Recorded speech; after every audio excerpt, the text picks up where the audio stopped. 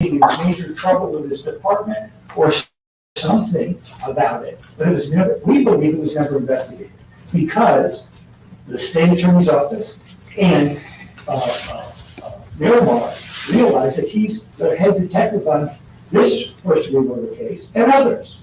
So we think they just deep sixed it. If that happened, those issues are what we want to argue on Friday. We want to argue that they knew about this, that they had reason to investigate, that they knew this, and they did nothing about it for a year. So, and that's the ground, that's the importance of all this. And I'm not minimizing the Brady violation, but it's just not a typical Brady violation. It's more. And that more part of it is what we just simply want to ask these folks a few questions that could be over with in less than a half hour for the three witnesses to find out who told them what and what they heard from those people and what, if anything, they did about it. So we think that's the vital part of this to bring and argue to your honor during the motion to dismiss for misconduct that we still don't know about, other than after Ms. Boutros testified that what she did with the information and the big gap there from that time until this time as to what, if anything, was done. I think Detective Rder is still detectiving, and he's testifying, and he's doing his job like nothing ever happened. So that's the part of this that's so egregious. That's the part of this that we need to find out what happened. And then later on, we'll figure out whether or not this is something that can be brought up in the trial, whether or not it's collateral, which I think is preposterous, but whether or not it's collateral or not, it can be brought up. Those aren't for today. Those are things for later, once we find out what happened and whether or not this is admissible in the trial. But not now to cut it all off, to have your honor not, order these people to testify so we can find out what actually happened. So we know what happened. Then if your honor finds something is inadmissible, if your honor finds that something doesn't rise to the level of whatever level it needs to be for testimony or anything else, that could be done, because then your honor will have a whole picture and testimony from everybody as to how we got to where we are now, because right now we don't. So that's why this latest filing about, it's never going to be admitted, so no harm, no foul, is an end around, and it's not right, because there are many instances where something like this can be admitted in a trial in certain circumstances. It's not just a crime, which it would have been investigated and maybe have him be adjudicated guilty of a felony, maybe, but it's also a crime, an act of moral turpitude. It's an act of trying to persuade somebody to falsify evidence, which I think is an exception to the crime part of what's admissible for impeachment. But we're not even there yet, because that is for way, way down the line. When we find out what really happened, not now to cut off the legs of what happened. And I beg your honor to consider, let's just find out what happened. And then we'll argue the law and argue everything. But to say, we can't do that because, we just can't do that, that doesn't make sense in the allegations we have in the testimony we already have. Good morning, Your Honor. Steve Clare on behalf of the state. Judge, first of all, just for the record, the state initially filed the state attorney's motions for us subpoenas and or protective orders. Those were for the subpoenas the defense issued for hearing testimony last week. Then the other day, the defense filed their response to the state's motion to quash the memorandum of law, and the state filed the state's memorandum of law in support of a motion to quash subpoenas and or protective orders. And inside that motion is for the subpoenas that were issued this week for this coming Friday's hearing. And those were issued for the state attorney, Harold F. Pryor, the chief assistant Regina Paul, assistant state attorney Chris Killerman. Excuse me 1 second. I don't think we have that motion. I'm sorry to interrupt. Sure, why don't you take a look? Sure, I'm looking at everything I thought was germane. We have the state's memorandum of law regarding the recusal But I don't have another pleading on the quash from the state. One, state or land law support a motion, quash subpoenas and or protect. It was sent to you all in an email, also to the judge and the But I don't judge. see you have a file copy. I have the file copy of the state. It's I would take a short recess, just put one out. All right, can you do that?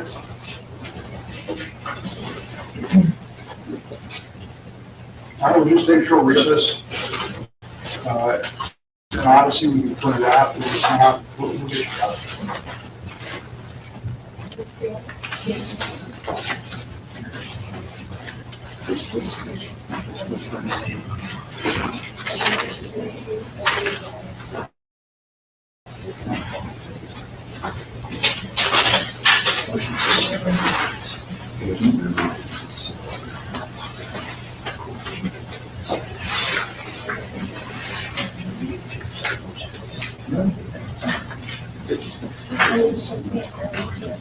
So did I.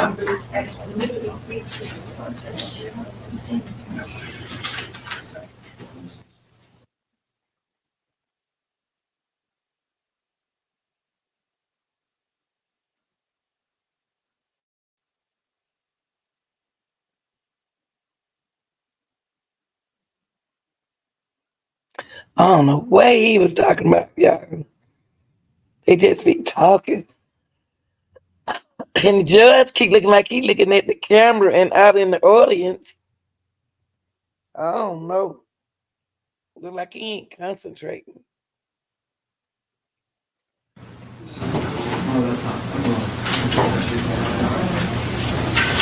We sent an email to Judge Jay and all of you to try to find out this.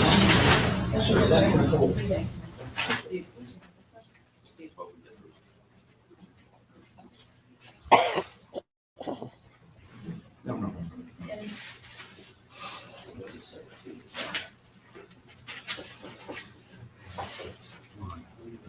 Just very.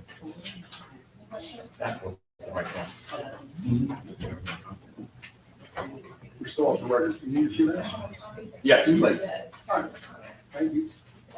We're going to remain in recess. Yes. I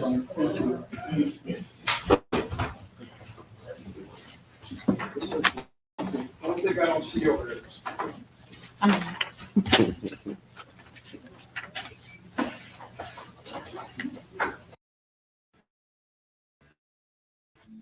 Hi there, and welcome to the Golden Gate Town Office. We have an amazing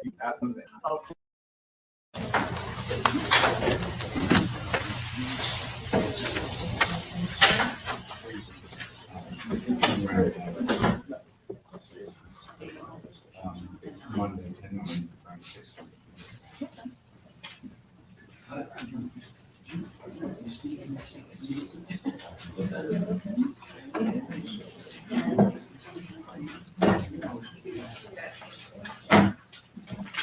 Danny, when you're done, Danny, can I look at?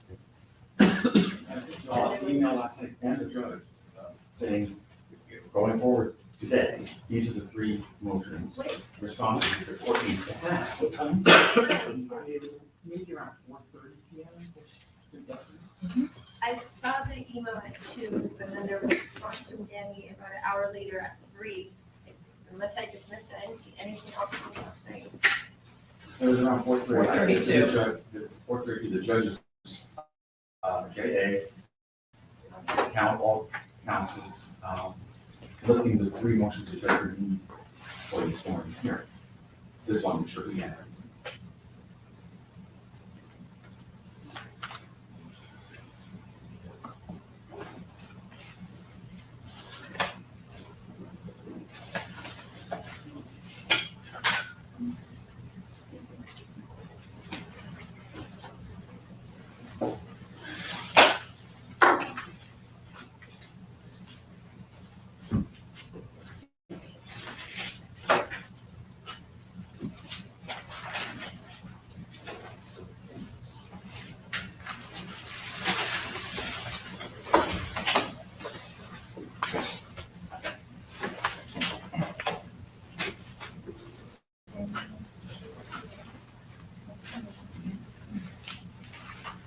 Mr. Cleaner, you filed it with the court on the 10th? No. The 9th. So, I see your memorandum of law filed on the 9th. Right. Yeah, it's a memorandum of law on the motion. 6:25. And it was sent to everyone, in addition to that, I sent it to everyone an email that evening.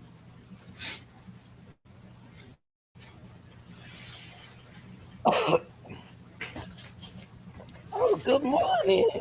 I think the reason, I think I see one. It almost looks like one document from the clerk files it. So it runs, so I think I just hit the top. Yeah. Rather than go to the bottom and that maybe you're the top of it. You see what it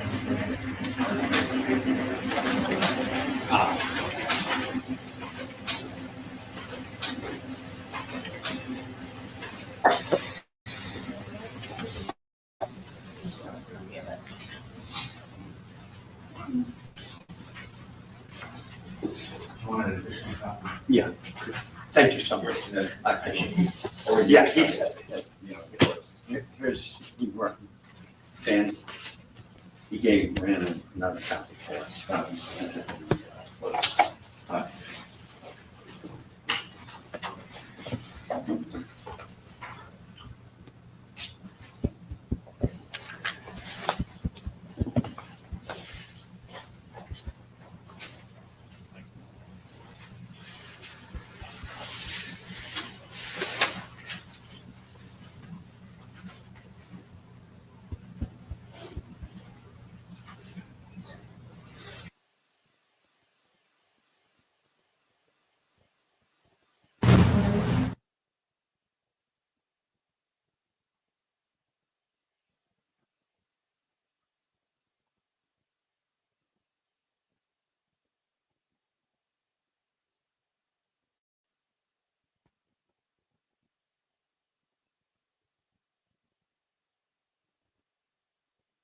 I don't know why he taking a recess and they ain't even did nothing.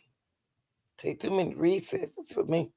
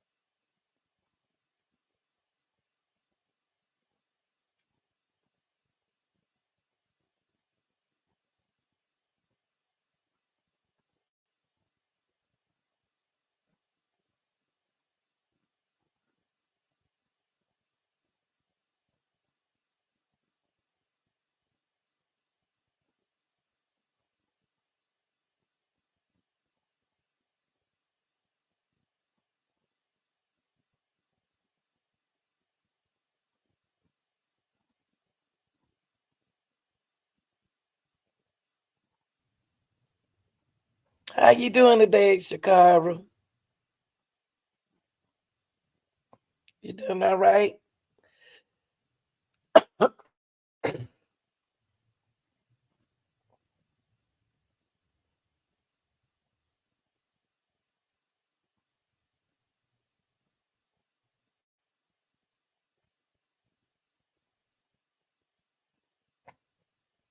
For those who just coming in, we are watching the hearing for pending motions to the Melly YNW Melly trial.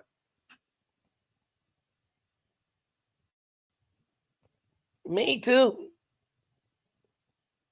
When is Dinkins? When is his sentencing?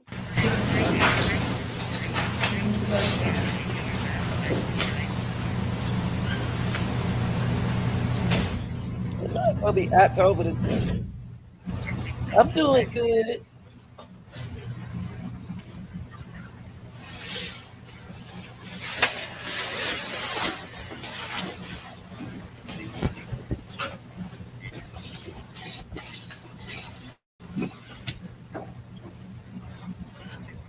Oh, he has come on today. Oh man, I rewind it when I get home. 'Cause I be leaving out at 12:30.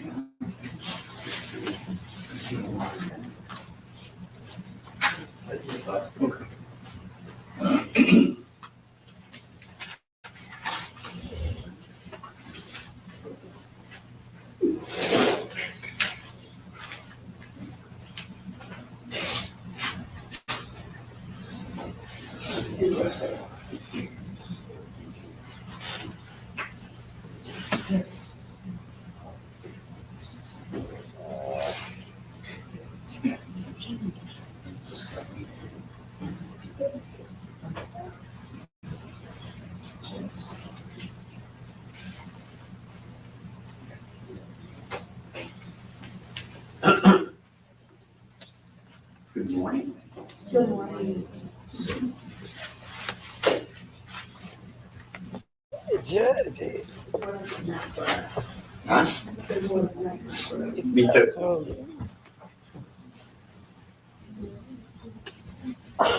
11. Okay. Oh shoot, it's today then. Oh, you on vacation, not a child. All right now.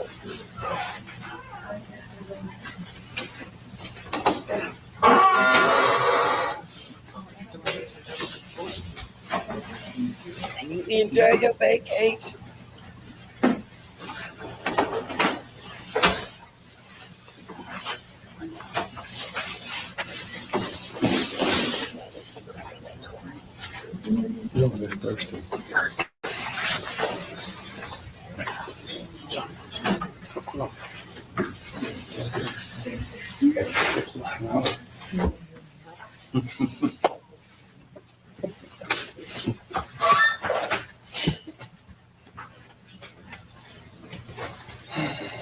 Enjoy yourself, girl. Enjoy your vacation, honey. Everyone deserves one.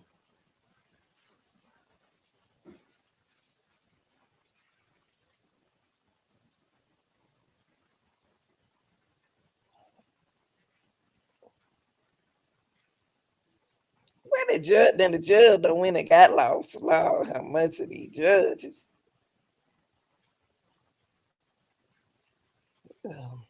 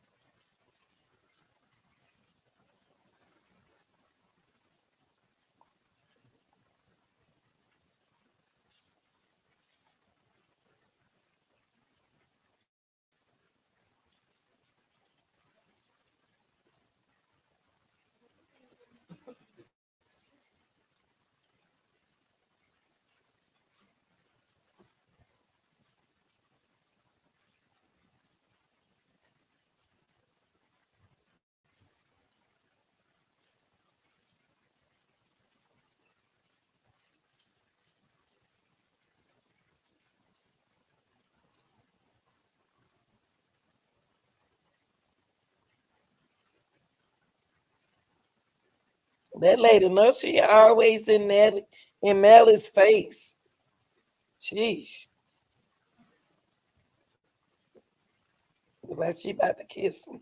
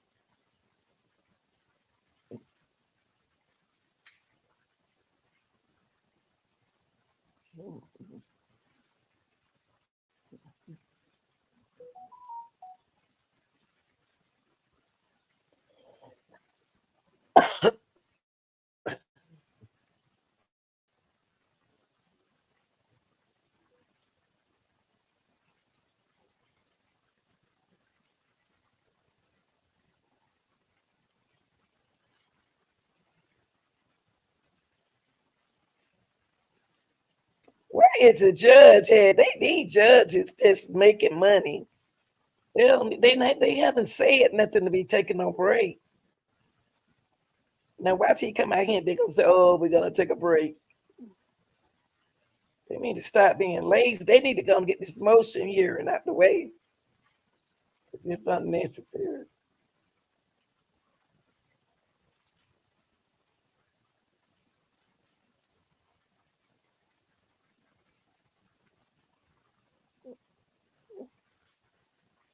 Are you guys ready?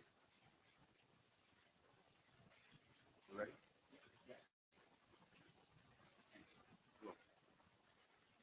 Yeah, because y'all ready, you still can't do nothing to the judge. Get there.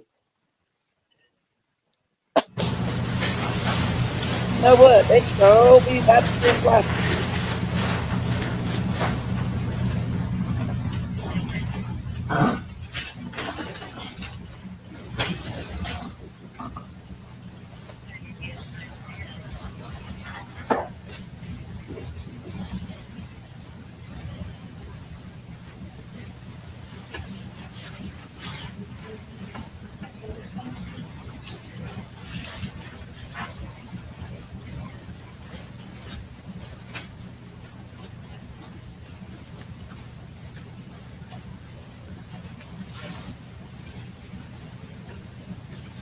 Everybody ready but him.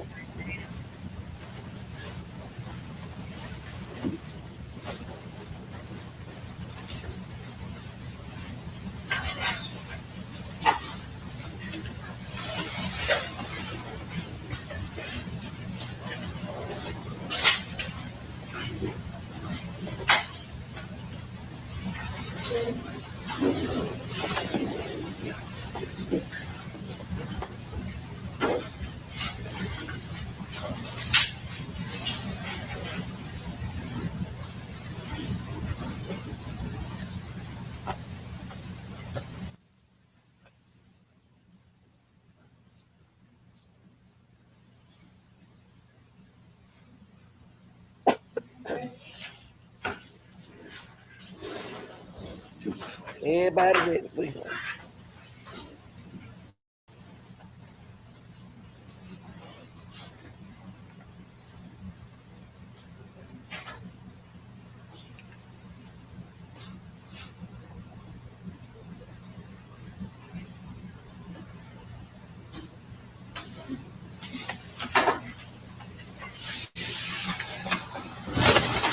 Remain seated, court's back in session.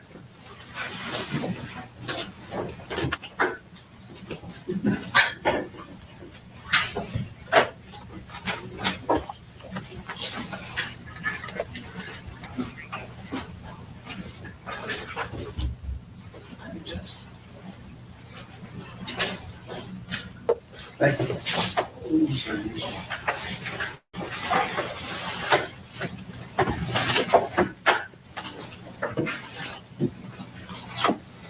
Let's get back in order again. This is State of Florida versus Mr. Devens, President of the defendant, Mr. Devens, his counsel, these are state attorneys.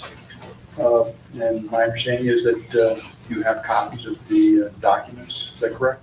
Yes. Ready to proceed? I, All right, go ahead, sir. thank you, Judge. So the last document that I was listing was the state attorney's motion to prosecute.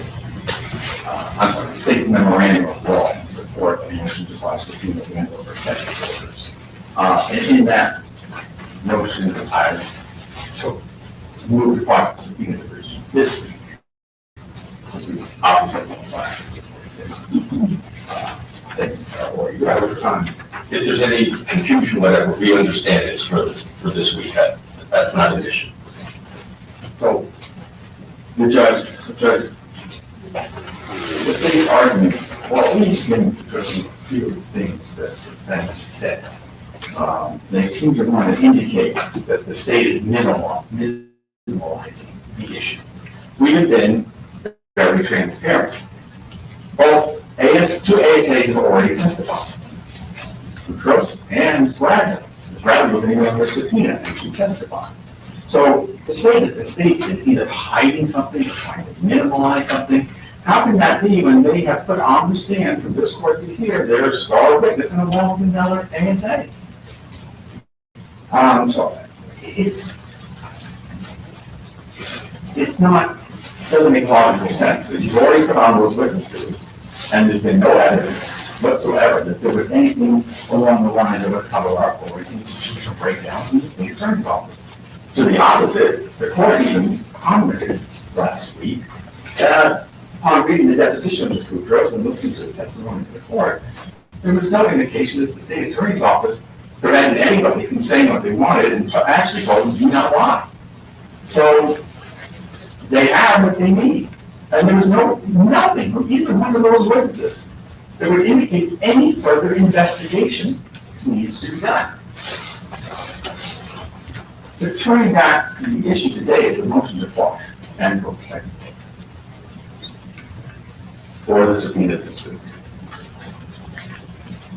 The state cites to the case of Coca-Cola, state versus Coca-Cola bottle.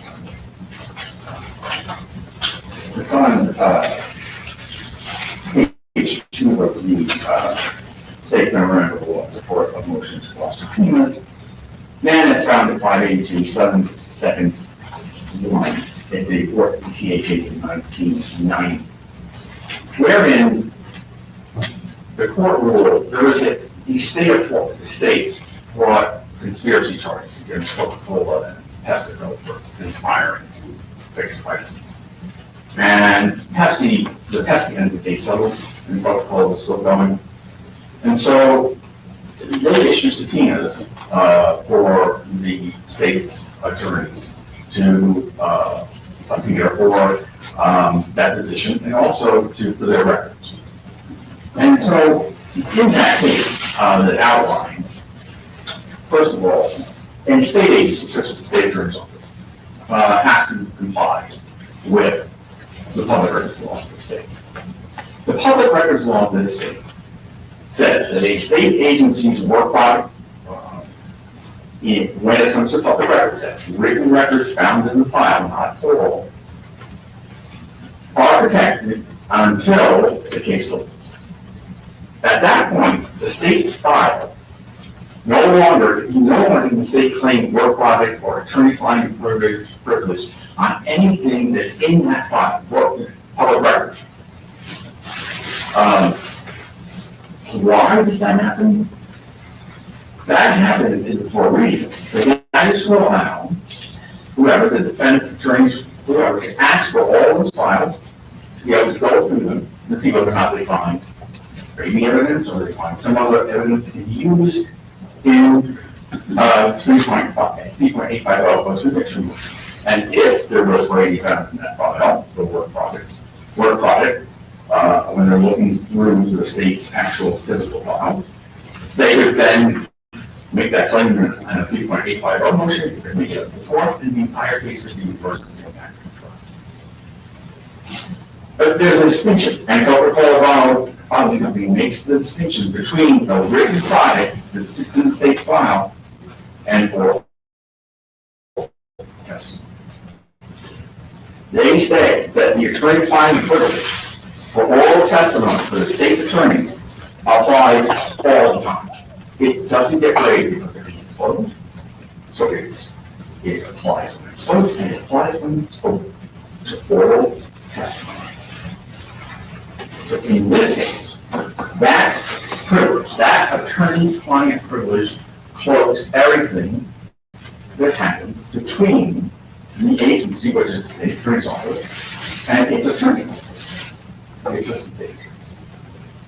And that's why there should be no further inquiry into the witnesses that are listed in the subpoenas this week. And that's why we have a protective order. So those of you who cross cancel the protective order, they not be issuing it again, because that privilege applies. The defense wants to parse out that, well, the work product privilege really doesn't, it's fact, that doesn't apply. It does, but it comes to oral testimony. And if you add on top of it, they say the reason why the court should not file subpoenas is because there's systemic problems, institutional problems in the state attorney's office. They're not telling the truth, they're not being forthcoming, and that goes against everything that you heard last week from the two state attorneys who did testify. So today, the court stands here with these motions quashed and for protective order, and I agree with the defense. We can't really go any further until there's a ruling on these because we're kind of stuck in the war. And the court seemed inclined last week to mainly grant these motions, but you gave the defense additional time to make more argument. And nothing has changed since last Friday. That attorney-client privilege that is cloaked over the state attorney's office, it still remains. And there should be no, but it's important, it's there for a reason, and it should not be disregarded. And we let them last week go ahead with the facts. They say we're not transparent. They got out to the facts. They testified. And yet there was no indication whatsoever that the state attorney's office itself had done anything improper or wrong. If anything, just told me so. So that's why, under the attorney-client privilege, we asked the court today to grant the state's motions to quash and to protect the court on the witnesses the defense has set down this project for oral testimony before this court. They are protected under that privilege, and they have not shown any reason to this court through the testimony of last week that there should be any further investigation into the state attorney's office. So therefore, for those reasons, I'm asking the court to please grant the state's motion. Thank you, sir. Your Honor, obviously the court knows I just received this matter, I read it, and I'm going to do my best to respond to it. So if my argument is a little disjointed, I think the court would understand why. First of all, the state acknowledges in many of their pleadings that they waived the privilege as far as Ms. Boutros testifying at deposition and at the hearing that we had. They waived that privilege for Ms. Boutros. They waived that privilege for the subject matter They don't have the right to pick and choose. We waive the privilege for this witness because we like what she's going to say or don't like what she's going to say, whatever their reason may be. We waive it for that witness, but we're not going to allow you to talk to these other witnesses. The privilege was waived by the state attorney's office. They've acknowledged they waived it for Ms. Boutros. The state now today argues, well, Ms. Rder came in here and she also testified. Remember, you might have ordered her to come down from, we were told it was a deposition. I've learned now that she was talking to other legal authority. I don't know what the truth is. I just hear different things. But you ordered her to come down to testify. This was not the state being magnanimous in coming in and saying, please talk to Ms. Rder. But the bottom line of it is they voluntarily waived whatever privilege they had when they authorized and allowed Ms. Boutros, A, to talk to Mr. Benjamin off the record, B, to give a deposition, and C, to testify here. That is the way. I want to point out, and we attached it to our memos, a list of cases, and we could have gone on a lot longer, where state attorneys were called in different types of hearings, but Brady hearings and things of that nature that we're dealing with. And they're attached to the memo we filed. How does a state attorney get called? One of two ways, subpoenaed or voluntary. Bottom line of it is they testified. In some of the cases we listed, it was the head state attorney. In some of the cases we listed, it was the assistant state attorney. And they gave testimony. What does that show you? They can testify. And I don't know where the court's going to go on this, but if the state has the ability to call a witness voluntarily, or to subpoena that witness because it's a state attorney or an assistant state attorney, and we don't have that same right, that is a blatant violation of the Sixth Amendment right to confrontation, and that is a constitutional violation in and of itself. So the fact that the state attorneys in these other cases have testified, and the record is replete that they have, state attorneys and assistant state attorneys can be required to testify. Let's go on a little bit more. The focus of all of this seems to be, although it's not talked about a lot, work product. I mean, that's what it comes down to. Are we asking for work product? The state, in the case of Kidder versus State, the court said work product traditionally protects that information which relates to the case and is gathered in anticipation of litigation. Well, then the state comes along and they file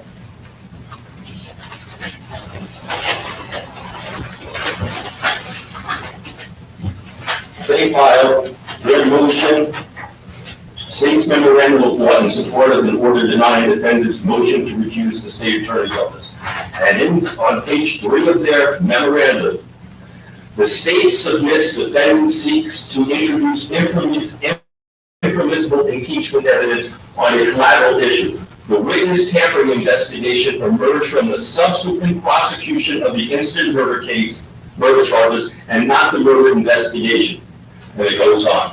So they're acknowledging that does not fit into the work product into this case. They're saying that was a separate incident and not part of the investigation of this criminal case. So therefore, it is not work product as to this criminal case. Now, the corollary argument from the state is going to be, well, it's not related. It is obviously related. Those are two different things. One is an investigation of this case, and the other one is whether it's related to this case. It's a tampering with evidence. Well, first of all, let's go back to what occurred. Ms. Boutros testified that it did not have any case number on it when they sent out that subpoena that caused all of this. It had only an internal case number.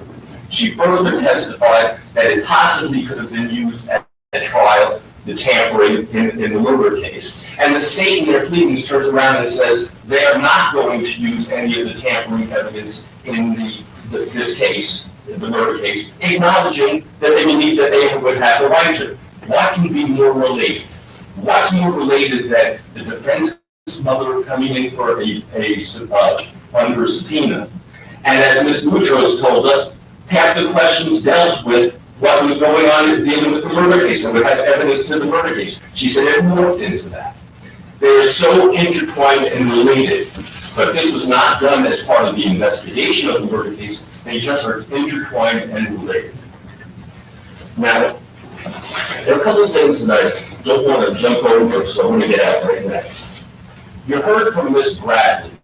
And Miss Bradley on the witness stand several times, I counted at least two, may have been more than that, stated that Detective Moretti asked whether Deputy Burrell was outside when the subpoena was served. Yet if you look at their Brady notices, which the court has, it doesn't read that way. It reads,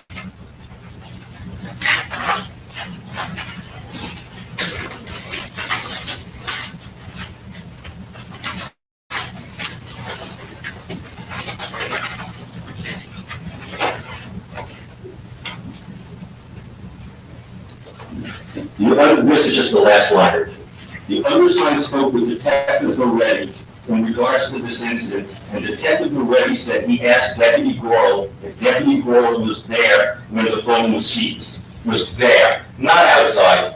Miss Bradley went out of her way to keep on saying outside, yet her Brady notice says there, and the one by Assistant State Attorney Hillerman has there in it. She changed her testimony. She changed the wording. Your Honor, I don't know what you think, Ms. Bradley. That's your opinion.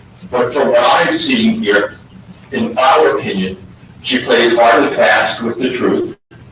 And I think we need to talk to the state attorneys to find out what did she say to them. Was it there or outside? If she specifically said that he asked whether the deputy was there as opposed to outside, she's perjured herself in front of you.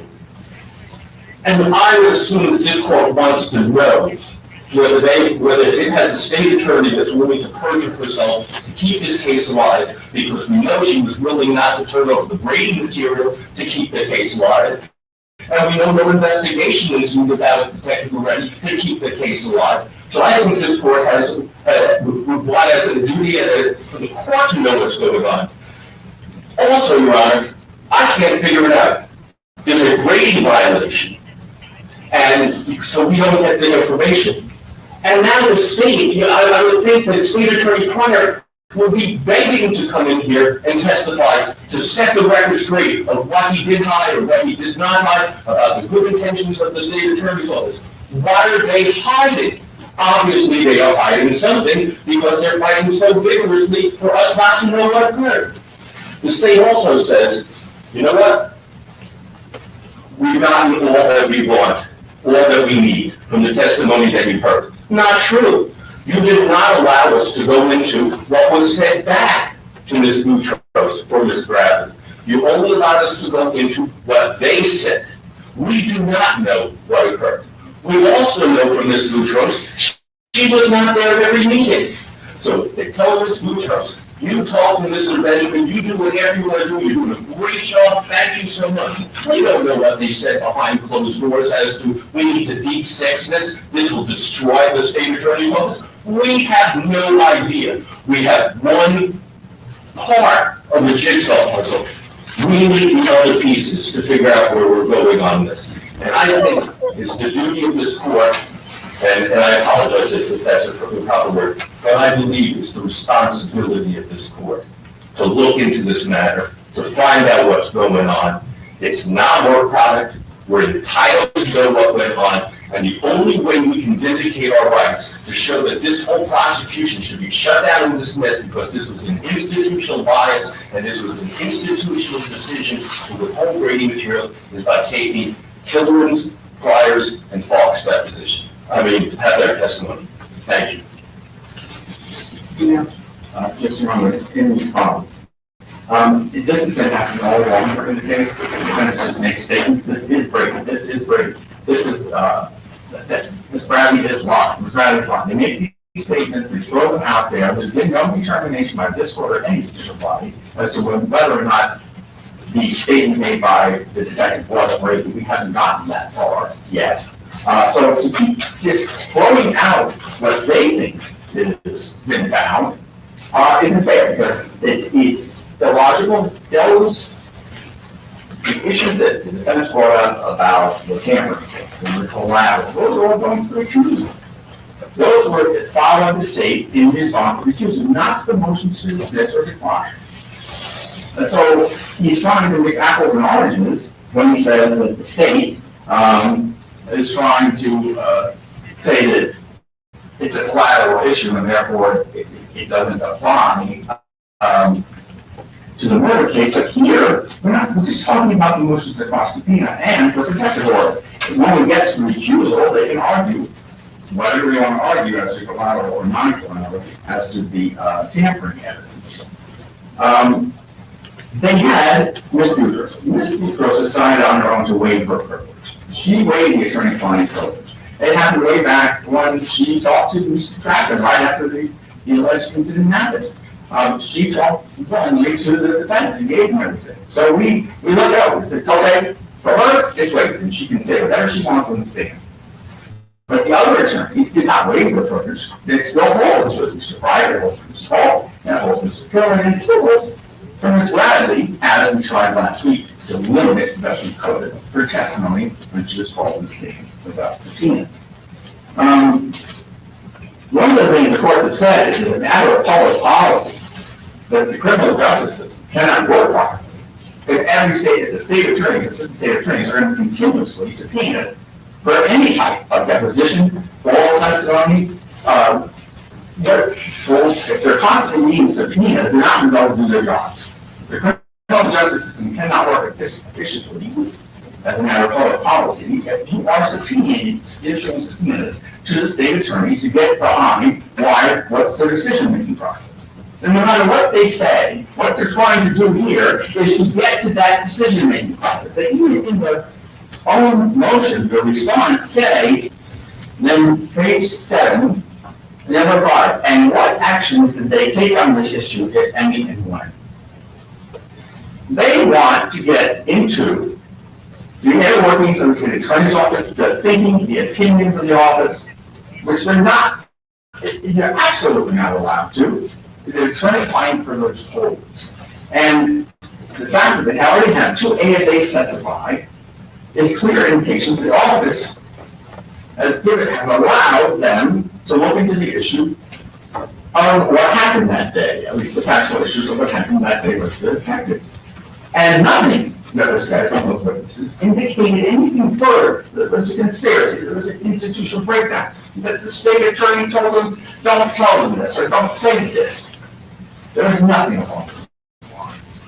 And so they seem to want to make it look as though the state's hiding something, that Mr. Pryor is not being open.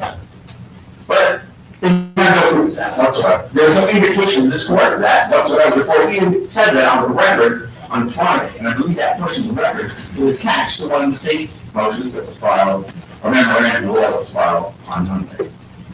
So, again, I would ask the court to maintain its thinking from last week and to quash, grant the state's motion to quash and to put a protective order.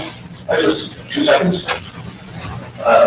The state just argued that they allowed Ms. Boutros to testify and to talk to Mr. Benjamin and everything, whatever.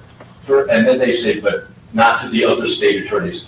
From the cases that were cited here that I only got to read the blurb, it appears that that privilege is the state attorney's office privilege, not the individual state attorney, assistant state attorneys. So when they waived that privilege for Ms. Boutros, which the state has acknowledged again they did, they waived the privilege in this area. Also, I mean, this argument that the state attorney's office will be inundated with all these things. This is one of the most unusual cases that you're ever going to have.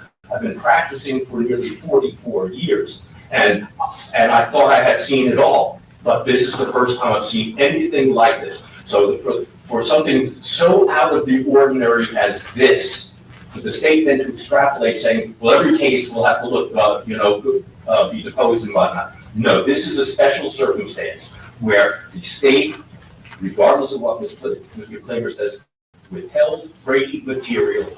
A trial went on a first-degree murder case where the death penalty was being sought. A whole trial occurred. No Brady is given, And then several months afterwards, when we start uncovering things are going on, we get Brady. There is a cover-up. I don't know why. I don't know why there's a cover-up, but the fact that Mr. Klinger is here today and is arguing so vociferously for us not to know what occurred, that's the definition of a cover-up. Thank you, Your Honor. It's your motion. Yes, you get the last word. There is no cover-up. And all the history that I've worked in this department, I don't ever remember seeing the state attorney, the elected state attorney called into court to testify. It doesn't happen, and there's no reason for it to happen here. They have every right to invoke their attorney-client privilege. They have the information they need to make the argument in this court whether or not they got an exception for Brady. That's one of the main issues, and the secondary issue is recusal of the office and or Ms. Brown. So to say that there's a cover-up because the state is employing its rights or attorney-client privilege, which extends separately to each attorney, it doesn't get waived across the board, is outrageous against the law. And also, there's no reason to haul the state attorney, the chief assistant state attorney, and other ASAs in here when nothing has been shown that anything was improper or done wrong. They were allowed to testify and told not to lie, and they did. So, then we ask the court to please grant. Hey, can I see you sidebar for a second, please?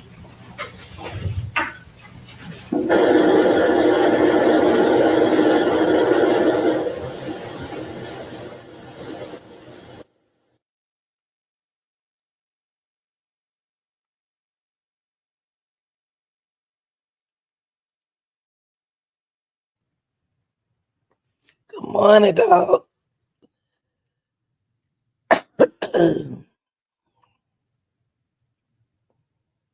See, they trying to do everything to get rid of that prosecutor. Any and everything.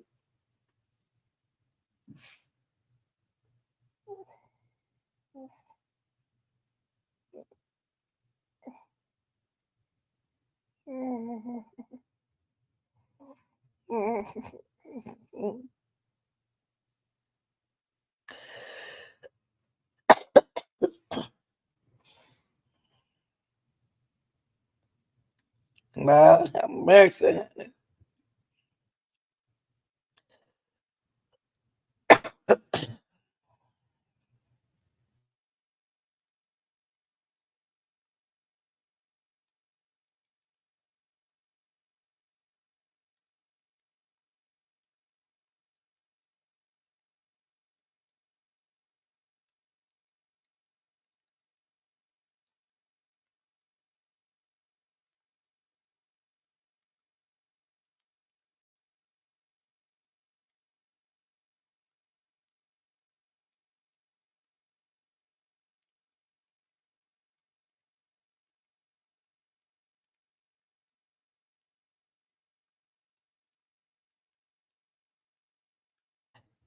Yeah, but they got her.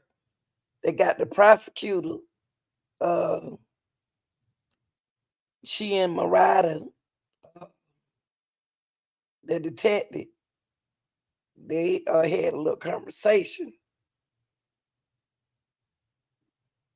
that they weren't supposed to be having. And they talking about her. That's who they talking about. Now her. Now Melly, they not doing Melly right now. Melly with the court the other day. Melly with the court the other day. He was tampering. He was tampering with witness, him and Bolin. It was his girlfriend. You remember she was hiding out, and they found her. So, but in this right here, you got they there for what's her name? Christine. They there for Christine, the lady sitting right here, the prosecutor. And Marana. Marana, I think this name that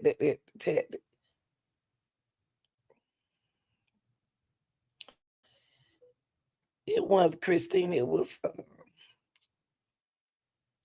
that other lady name? Mm.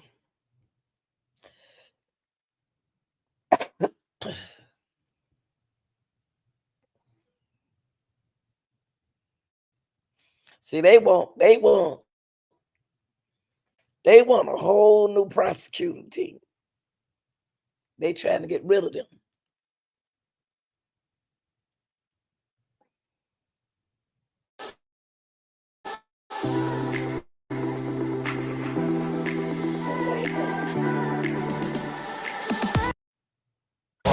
On Friday with the motion to dismiss.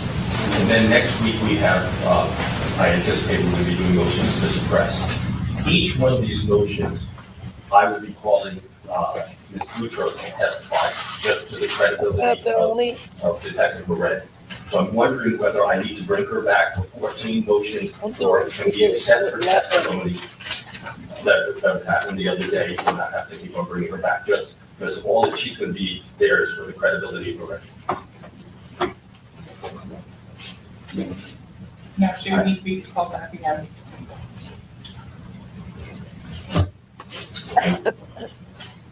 All right, I don't know where this is all gonna end up. Right now, you've heard the position of the state, I don't know what the law is on it, but they'd be objecting to having her testify for transcript of the hearing yesterday.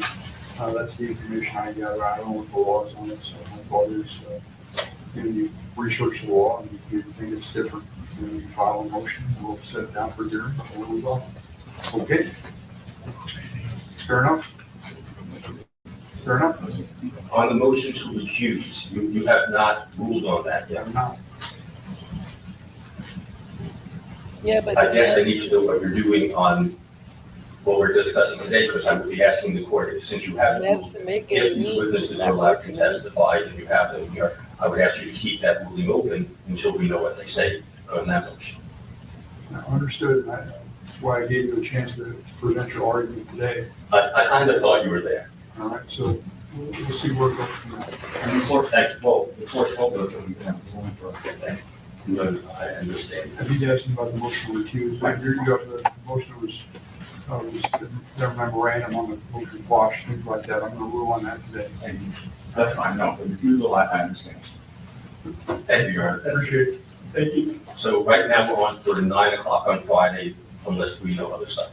Yes. Thank you. Thank you. Thank you. Have a good day. yeah, Tony. The hearing's concluded. But they did they switched the message. They didn't have my message. But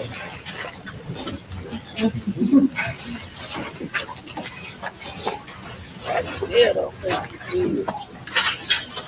It's much better going to teaching.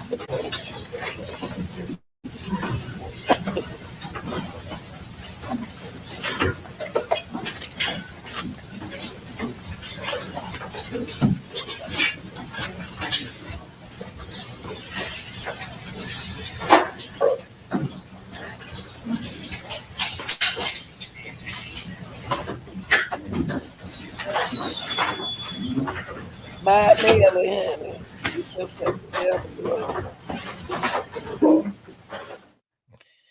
ooh, child, honey. They, yeah.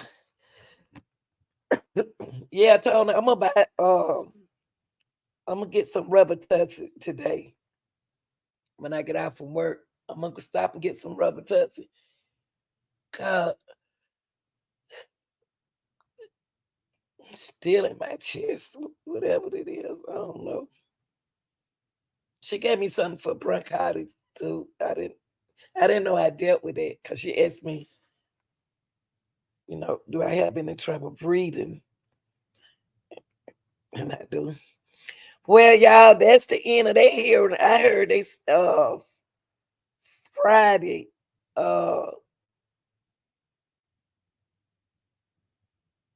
I heard Friday they probably gonna do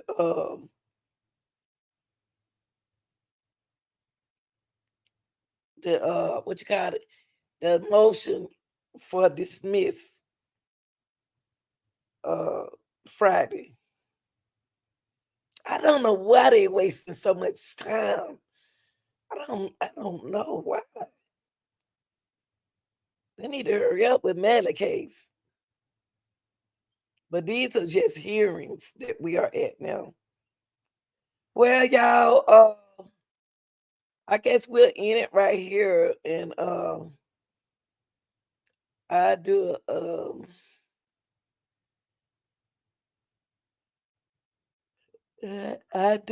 gonna get me a little nap so I can go back to work. But thank y'all for being here, and I'll see y'all later, okay?